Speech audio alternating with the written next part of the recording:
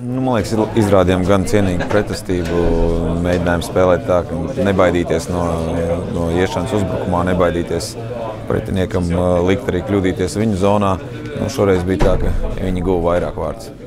Jā, tā arī likās ģērbtuvē, tā arī likās pašiem puišiem uz beņķa. Es domāju, dažas neveiksmīgas epizodes, kur varbūt kaut kāds pieredzes trūkums, varbūt starptautiskās tās arēnas gaismas kaut kāds, jā, teiksim, tajos noraidījumos, kurus mēs ieguvām, pilnīgi noteikti nevajadzēja tāds noraidījums mums.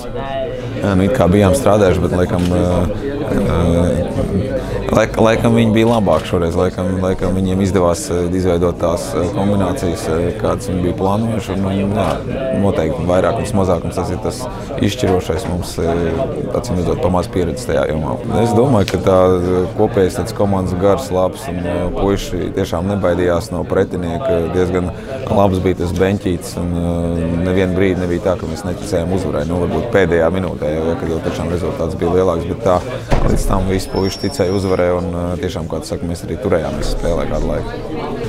Jā, daudz labu tehnisku uzbrucēju un gana interesanta komanda, protams, tā ir Krievijas izlase, tā ir viena no hokeja lielvalstīm pasaulē, jā, bet mēs nekādā gadījumā netaisamies vienkārši stāvēt savos ierakumos, jā.